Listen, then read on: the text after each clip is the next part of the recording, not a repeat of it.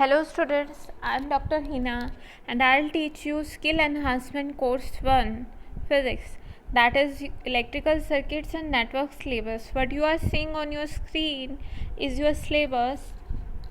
So unlike the other papers, it has two units, Unit 1 and Unit 2, and this paper will be a mix of theory and practical demonstration, or you can say the project, to understand basic concept of designing and electrical. Okay, so you are required to design the circuits using breadboard and elementary electronic components. इस paper में basically हम electronic components के बारे में पढ़ेंगे और breadboard पे किस तरह से सर्किट ज्वाइन किए जाते हैं वो चीज़ पढ़ेंगे, और हर एक स्टूडेंट को कम से कम एक स्मॉल प्रोजेक्ट करना होगा ये जो भी सिलेबस है इससे रिलेटेड. सो बेसिकली इस पेपर का ऑब्जेक्टिव ये है कि आप लोगों को, स्टूडेंट्स को, जो इलेक्ट्रिकल सर्किट्स में प्रॉब्लम आती हैं या बेसिक इलेक्ट्रॉनिक जो सर्किट्स हैं या डिवाइसेस है उससे आप फैमिलियर हो जाएं और ये जो प्रॉब्लम्स है नेटवर्क डिज़ाइनिंग की इनको इजीली सॉल्व कर पाएँ. ओके, सो इससे बेनिफिट क्या होगा कि आप जो छोटे मोटे प्रोजेक्ट है वो खुद से बना पाएंगे. और अगर आप बात करेंगे एग्ज़ाम की तो इसमें आपका थ्योरी भी रहेगा और वाइवा भी रहेगा. वाइवा किससे रिलेटेड रहेगा? प्रोजेक्ट से रिलेटेड. सो हम लोग स्टार्ट करेंगे यूनिट 1 से. Unit 1 is basic electrical components.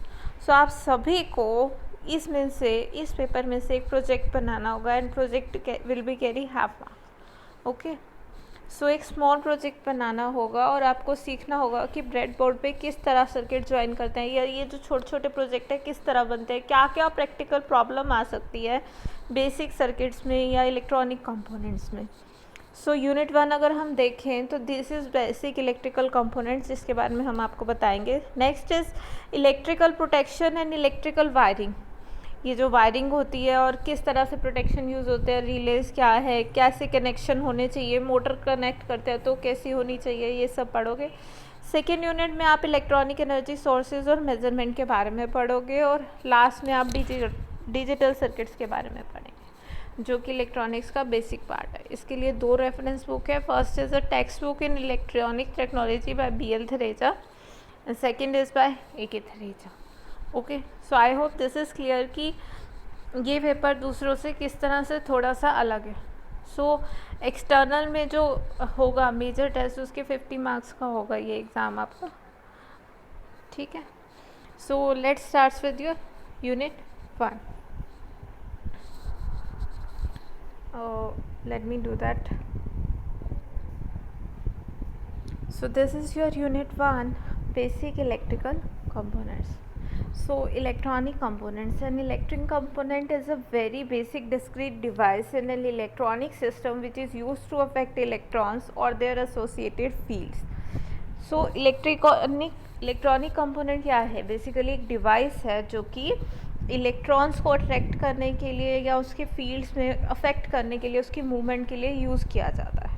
So these are the elements of circuit which helps in its functioning. और उसकी फंक्शनिंग में ये जो एलिमेंट्स है हेल्प करते हैं.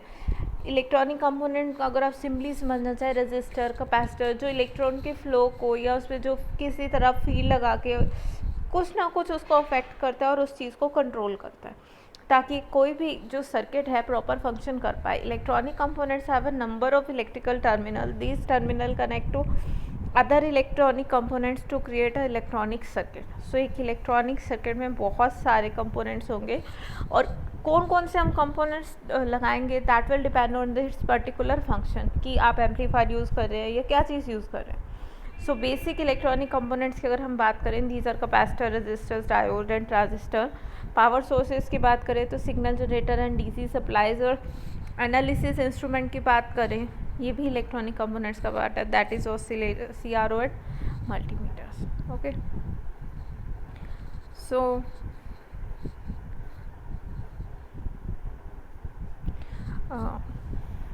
let me start.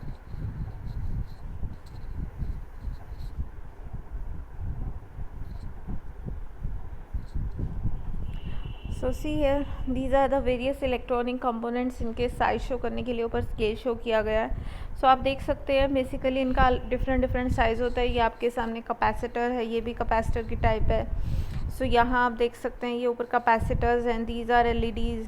यहाँ पे ये आईसी है, यहाँ पे आपके पास ये डायोड है, ओके। ये भी आपके पास कैपेसिटर होता है। ये आपका ये 3 टर्मिनल वाला ट्रांजिस्टर दिखा रखा है। सो जो इलेक्ट्रॉनिक कंपोनेंट्स होते हैं, रजिस्टर, ट्रांजिस्टर, रजिस्टर यहाँ शो किए हुए हैं, these are resistors, carbon coding, ये सब हम आगे डिटेल में पढ़ेंगे। So you can see various, ये बहुत छोटे छोटे होते हैं। अगर आप इन्हें देखना चाहें तो आपको इन सबको ब्रेडबोर्ड पे कनेक्ट करके एक छोटा सा प्रैक्टिकल करना होगा। So classification is your next topic. So your electrical components can be classified basically into 3 categories, which are passive, active and electromechanical components. So strict definition, अगर हम पैसिव कंपोनेंट्स की देखेंगे, so that will passive components are ones which can not supply energy themselves, यानी कि एक battery को अगर आप देखना चाहें तो वो एक्टिव कंपोनेंट होगी क्योंकि एनर्जी सप्लाई कर रही है। अगर एक्चुअल सेंस में देखें तो ऐसे कंपोनेंट जो एनर्जी सप्लाई नहीं करते that are called as passive component, और जो एनर्जी सप्लाई करते हैं that are called as active components. But अगर इलेक्ट्रॉनिक इंजीनियर की टर्म में देखें जो सर्किट एनालिसिस करता है तो हम इतना ज़्यादा रिस्ट्रिक्ट नहीं रहते पैसिविटी की डेफिनेशन पे। सो अगर हम एनर्जी सिग्नल्स की करें, it is convenient to ignore the so called DC circuit, और हम मानते हैं कि जो पावर सप्लाई कंपोनेंट है जैसे ट्रांजिस्टर, आईसी, अगर ये एब्सेंट है, ओके, सो हम मानते हैं कि डीसी सर्किट उस टर्म में बात करें। सो डीसी को हम कम्प्लीटली इग्नोर करेंगे, हम सिर्फ एसी सर्किट की टर्म्स में बात करेंगे और डीसी वोल्टेजेस और करंट्स को निगलेक्ट कर देंगे अगर रियल लाइफ सर्किट की बात करते हैं। सो producing energy, even though in reality the oscillator consume even more energy from a DC power supply. So जिसको हम इग्नोर करेंगे तो इस टर्म में हम डेफिनेशन देंगे। अब ये अगर कंफ्यूजिंग हो रहा है तो ये देखिए, पहले जो थी टर्मिनोलॉजी सिंपल यूज़ की गई थी कि वो कंपोनेंट जो अपने आप से एनर्जी नहीं सप्लाई करते वो कंपोनेंट होते हैं पैसिव, और एक्टिव कंपोनेंट जो अपने आप से एनर्जी सप्लाई करे। और अपने आप तो एनर्जी सप्लाई कौन करती है? Battery. So only battery would be electrical active component, but ऐसा नहीं है। अगर हम इलेक्ट्रिकल इंजीनियर्स की टर्म में बात करें या नॉर्मल सर्किट डिज़ाइनिंग की टर्म में बात करें तो सिर्फ बैटरी को आप एक्टिव कंपोनेंट ट्रीट नहीं करते। अगर हम ऑसिलेटर को या ट्रांजिस्टर को भी आप एक्टिव कंपोनेंट की फॉर्म में लेके आएंगे। अब ऑसिलेटर एक एक्टिव कंपोनेंट किस तरह से है? क्योंकि अगर देखा जाए, आप लोगों ने इससे पहले डिज़ाइनिंग की होगी या इलेक्ट्रॉनिक सर्किट पढ़े होंगे, जो ट्रांजिस्टर है उसे जब हम एम्पलीफायर या ऑसिलेटर की तरह कनेक्ट करते हैं तो उसे बाइसिंग करनी पड़ती है और डीसी वोल्टेज देनी पड़ती है। सो ये जो डीसी पावर सप्लाई है वो ज़्यादा लेता है in comparison to AC amplify करे या एसी प्रोड्यूस करे। सो अब हम जब ये डेफिनेशन देंगे कि एक्टिव कंपोनेंट क्या है या पैसिव कंपोनेंट क्या है, तो हम ये नहीं देखेंगे कि उसकी बाइसिंग में हमें कितनी एनर्जी देनी पड़ रही है। हम सिर्फ इस चीज़ पे फोकस रखेंगे कि वो कितना एसी जनरेट कर रहा है या एम्पलीफाई कर रहा है। Okay, so active component rely on a source of energy usually from the DC circuit. जैसे मैंने आपको बताया कि हमें बाइसिंग के लिए ज़रूरत पड़ेगी जिसे हम नॉर्मली इग्नोर करेंगे। And usually can inject power into a circuit. Normally ये पावर इंजेक्ट करेंगे। So active components include amplifying components such as transistor, triodes, vacuum tubes and tunnel diode. और अगर आप पैसिव कंपोनेंट्स की बात करें, passive components can not induce net energy into circuit. Okay, so passive component बिल्कुल भी energy supply नहीं करेंगे except for what is available from AC circuit they are connected to. जो उन्हें अवेलेबल होगी वो करेंगे, बट ये नहीं है कि उसको एम्पलीफाई करेंगे, इंक्रीज या डिक्रीज करेंगे। So although they may increase the voltage और current such as a done by transistor और ट्रांसफार्मर और रेजोनेंट सर्किट। ओके, सो वो थोड़ा बहुत उसको इंक्रीज कर सकते हैं, बट वो पावर सोर्स पे रिलाई नहीं करेंगे कि एसी सर्किट जिस पे इससे वो कनेक्ट है। ज़रूरी नहीं है कि एसी अगर लगाना ही ज़रूरी है, वो डीसी पे भी प्रॉपर वर्क कर लेते हैं। ओके, सो अगर इनका एग्जांपल देखना चाहें, these are resistor, capacitor, inductors and transformer. Electromechanical components which can carry out electrical operation by using moving parts और using electrical connection, they are known as the electromechanical components.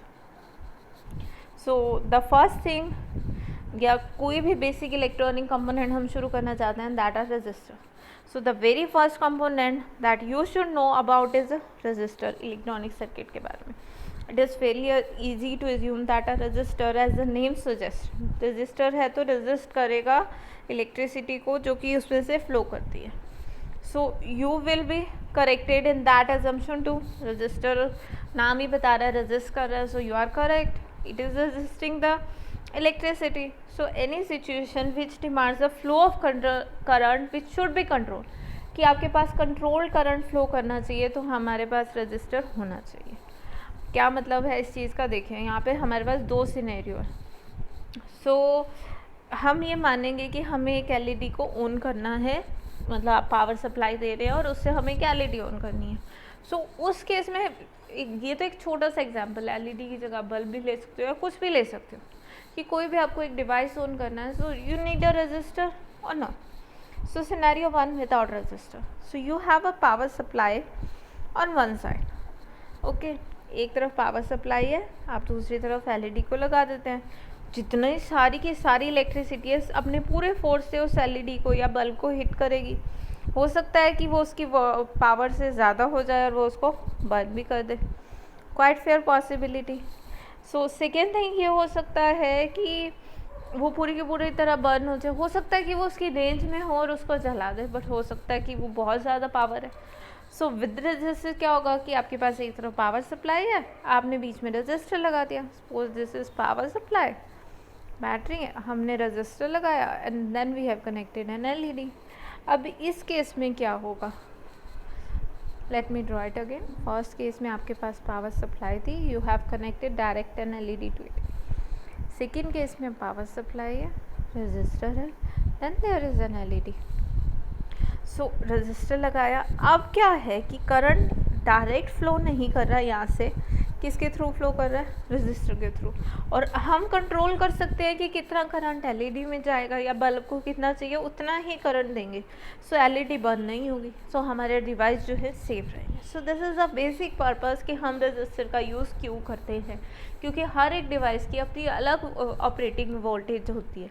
सो अगर आप उसको एक limit से ज़्यादा देंगे, it may gate burn, it may get destroyed, उसका function poor हो सकता है. तो इसीलिए हमें किसकी ज़रूरत पड़ती है, रजिस्टर की, ताकि कंट्रोल्ड अमाउंट में करंट फ्लो हो. ओके, सो रजिस्टर की प्रॉपर डेफिनेशन अगर हम देखना चाहें, resistor is a passive two terminal electronic component that implements electric resistance as a circuit element. एक टू टर्मिनल कंपोनेंट है जो कि इलेक्ट्रिक रेजिस्टेंस को इम्प्लीमेंट करता है सर्किट में.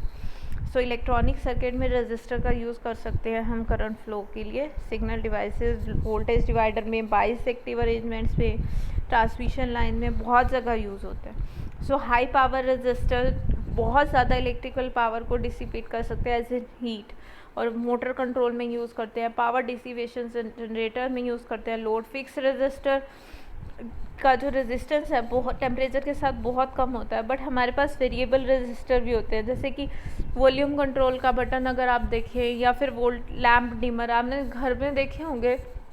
बहुत सारे ऐसे लैम्प होते हैं कि अगर आप स्विच क्या करते हैं, आप उसको क्या करोगे, स्विच अगर आप इंक्रीज़ करते जाओगे तो उसकी लाइट बढ़ती जाएगी.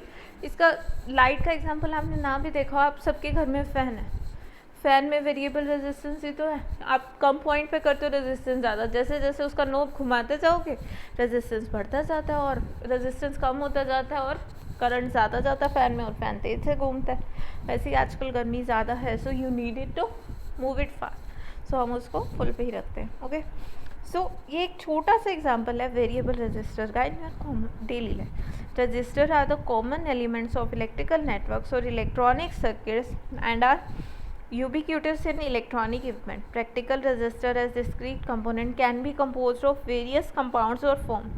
Resistor are also implemented. अगर इंटीग्रेटेड सर्किट की बात करें उनके आईसी की, क्योंकि आजकल टेक्नोलॉजी का ज़माना है, हर चीज़ मिनिएचर होती जा रही है. सो आईसी में भी जो रजिस्टर है इनबिल्ट होते हैं, बट वो ऐसे नहीं होते जैसे आप देख रहे हैं सामने. These are the electronic symbol and notation for the resistor. These are the normal axial lead resistor, या बात कर सकते हो आप इनको कार्बन रजिस्टर. ये इनका साइज़ देखो, यहाँ पे साइज़ छोटा है 1. ये पावर कंजप्शन से रिलेटेड इन्हें दिखा रखा है. नीचे सिरेमिक रजिस्टर है, ऊपर एक्सियल रजिस्टर है. और अगर इनका इलेक्ट्रॉनिक सिंबल बनाओ अगर आपको सर्किट बनाना है. So this is the symbol of normal fix register, this is for variable resistor and this is for potentiometer. Okay, आप लोगों ने ये रजिस्टर कहीं ना कहीं देखे भी होंगे. कई बार कोई पुराना सर्किट खोलो या फिर कोई चीज़ खोलो, उसमें ये लगे होते हैं, उसकी आईसी पे या उसके बोर्ड पे ये रजिस्टर हमेशा होंगे. Okay, so this is the symbol and notation for the electronic register. So next thing, theory of operation. Register किस थ्योरी पे वर्क करता है? So the behaviour of ideal register is normally directed by the relationship specified by your Ohm's law. Ohm's law क्या होता है? V is equals to I over R. So Ohm's law states that the voltage across the resistor is proportional to the current or constant of proportional. I think I have put it in wrong. V is equals to IR. So just correct it.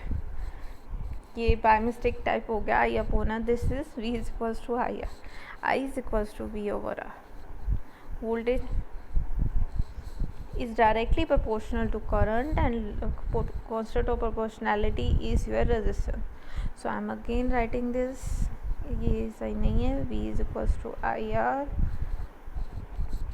Okay, so the constant of proportionality is resistance. For example, a 300 ohm resistor is attached to across a circuit of 12 volt.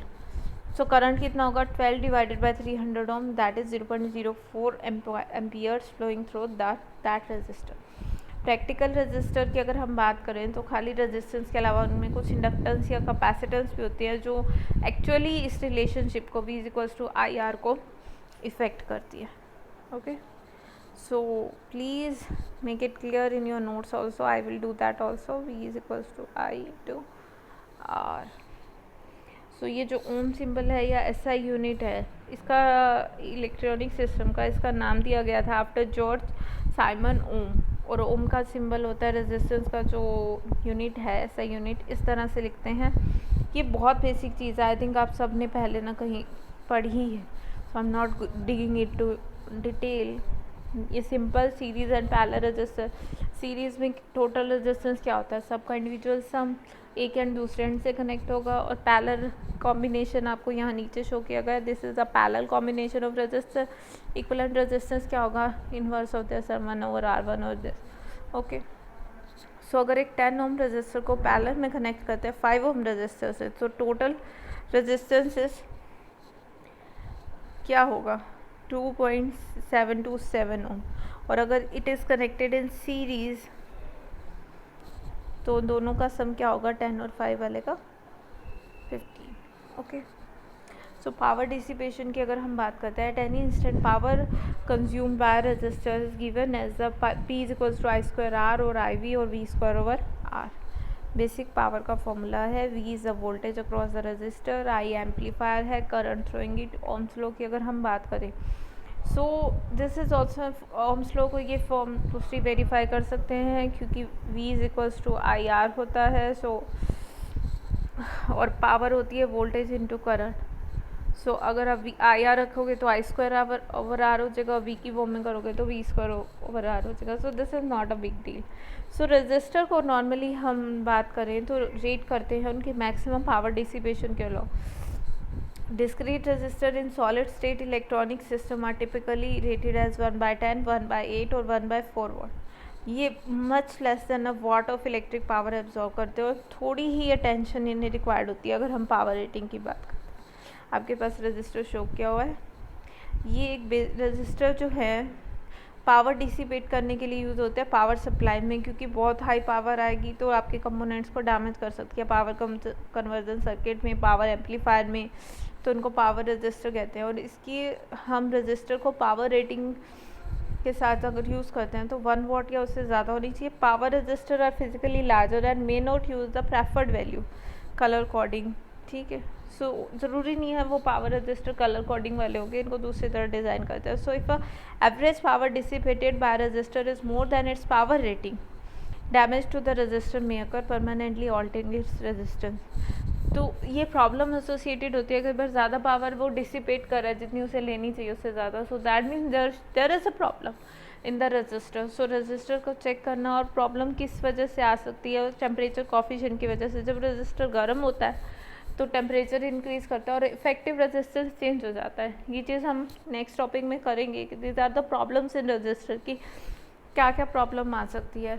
और air circulation poor है, high altitude है, high operating temperature है, हो सकता है register permanently damage हो जाए। So maximum voltage rating जो है लिमिट करती है पावर डिसिपेशन की, इससे ज़्यादा पावर इसके ऊपर अगर आई तो रजिस्टर में gate damage. Okay students, so that's it for today. अगर आपको कोई भी दिक्कत है तो आप गूगल क्लासरूम पे कमेंट सेक्शन में पूछ सकते हैं।